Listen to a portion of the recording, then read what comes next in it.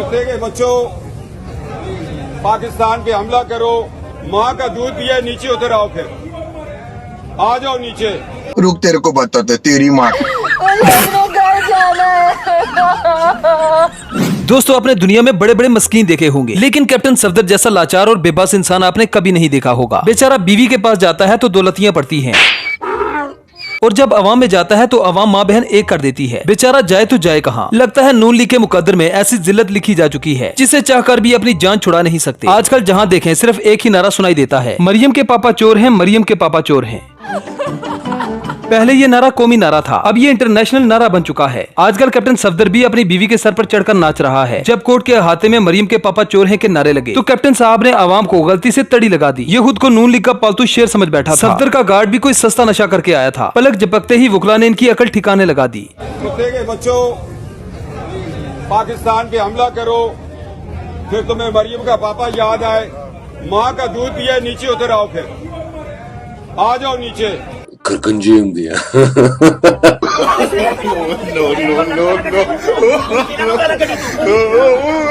शायद कैप्टन साहब बिकाऊ मीडिया का सिर्फ एक ही पहलू देख सके। रियलिटी में अवाम इन चोरों से कितना तंग आ चुकी है, ये सफदर के वहमो गुमान में भी नहीं था। गालियां निकालकर इस मस्कीन ने सोचा था कि जिस तरह से पीटीआई वालों को आजकल दबाया जा रहा है, मैं भी इन चंद वकला को दबा लूंगा, जिस तरह से नवाज शरीफ के गैराज में 90 की दहाई में गिराजन को दबाया करता था।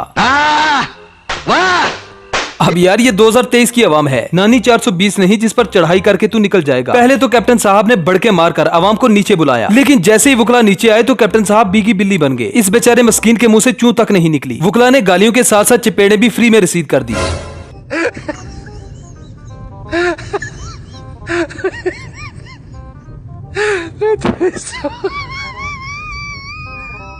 ये वो अवाम नहीं है जिसे कैप्टन सफदर अक्सर गालियां देता है, जो बड़े आराम से इनकी गालियां सुन भी लेते हैं। इन्होंने हर किसी को बेगैरत समझा है, जो इन चोरों की ज्यादती भी बर्दाश्त करे और गालियां भी। आज ये चोरों का टोला घूम घूम कर खुद को बेकसूर साबित करने की नाकाम कोशिश कर रहा है, लेकिन अवाम इनके करतूत देख चुकी है। ये वही कैप्टन साहब हैं जिन्होंने कहा था कि हम बिस्तरी के लिए हलाल निकाह का होना जरूरी नहीं। उससे भी बड़ी बात यह कि इन्होंने कहा कि मैं ये तमाम मुफ्तियों को चैलेंज देता हूँ कि वो साबित करें कि इस्लाम में निकाह जायज है। होना जरूरी नहीं है। ये एक बहुत बड़ा फतवा दे रहा हूँ, कोई आलम दीन मुझसे मुनाजरा करे, मैं साबित करूंगा। खुली आजादी मिल गई जे कैप्टन सफदर साहब कुछ कह रहे हैं, उन्होंने शायद अपनी माजी थी ना कोई पुरानी गलती याद आ गई है, इस बात से कह रहे हैं। जरा सोचें कि इस तरह की मेंटेलिटी के लोग हम पर मुसल्लत हैं। ऐसा नहीं है कि कैप्टन सफदर साहब अकेले ही हैं जिन्होंने इस्लाम में निकाह को हराम करार देकर न सिर्फ इस्लाम की तौहीन की बल्कि जाहिल होने का सबूत भी दिया। बल्कि इससे भी बड़ी जाहिल इसकी जोजा माजिदा है, जिसने तकरीर करते हुए न सिर्फ इस्लाम की तौहीन की बल्कि अंबिया की भी गुस्ताही की। नबी पाक सल्लल्लाहु अलैहि वसल्लम को अल्लाह ताला की तरफ से चुना गया नबूवत को या जो दीन इस्लाम का मैसेज है उसको फैलाने के लिए, इसी तरह मुझे भी चुना गया। तो आप क्या बात कर रहे हैं? आपने आईने में कभी अपना मकरूह चेहरा देखा है? आपकी पूरी जिंदगी किस चीज से इबारत है, कभी आपने देखी? हया औरत का जेवर है और गैरत एक मर्द की पहचान है। गैरत का कैप्टन सफदर से कोई ताल्लुक नहीं और हया गैराजन के पल्ले नहीं पड़ती। वकला से जूते पड़ने के बाद कैप्टन सफदर भी सोच रहा होगा कि ना तो घर में इज्जत है और ना ही बाहर। जाऊं तो जाऊं कहां, करूं तो करूं क्या। किराए का ये खामिद आखिर गुस्सा निकाले तो निकाले किस पे। साले मजाक बना के रखते हो। नून लीग ये बिरयानी खाने के बाद नवाज शरीफ की तारीफों के कलाबे मिलाते हुए कहते हैं कि जब तुम पैदा भी नहीं हुए थे तो नवाज शरीफ पिस्तौल चलाया करते थे। शायद इन पटवारियों को नहीं पता कि जब नवाज शरीफ पिस्तौल चलाया करते थे तो इनके पास ही गैराज में एक फौजी छावनियत तबाह किया करता था। आज नवाज शरीफ के हुक्म से हर तरफ सर्च ऑपरेशन हो रहे हैं। अगर मियां साहब ने अपने घर में एक भी सर्च ऑपरेशन किया होता तो पटवारी 4 माह में कभी भी मामू न बनते। नून लीग में एक रिवायत है कि जो सबसे ज्यादा गालियां देता है, जो सबसे बड़ा बदमाश है, उसे वजारत मिलती है। शायद कैप्टन सफदर ने भी इसी वजारत के लिए कोशिश की थी, लेकिन वकला ने कैप्टन सफदर को उसकी औकात याद दिला दी। हुकूमत की भी फुर्तियां देखें कि सिर्फ 13 माह में ही एक पार्टी पर इतने इल्जाम लगा दिए जितने इल्जाम शायद ही आज तक किसी और पार्टी पर लगे हों। कैप्टन सफदर ने भी गर्म लोहे पर हथौड़ा मारने की कोशिश की, लेकिन वकला ने इसी हथौड़े से इसका थुन्ना सेक दिया। सफदर साहब कभी गैरतमंद बन जाते हैं और कभी जोरू के गुलाम। कभी कहते हैं मैं घर जवाई नहीं, कभी कहते हैं कि नवाज शरीफ ही मेरा सब कुछ है। आप घर जमाई हो गए सर? मैं तो आऊँ, मैं इलामत ही हो गई होगी। आपका दामाद हूँ। मुझे तो देख के लोग जेलस हो रहे हैं, क्या क्यों नहीं? आपका दामाद हूँ।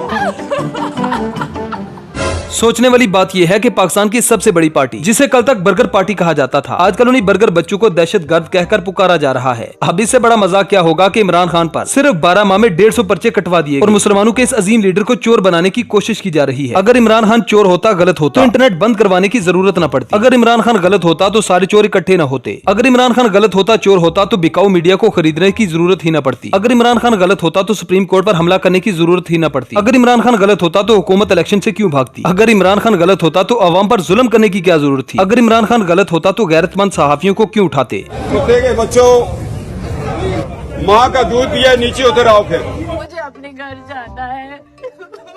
हम जिंदा चोर हैं, पाइंदा चोर हैं, हम सबकी है पहचान, लूटा हुआ पाकिस्तान, पाकिस्तान।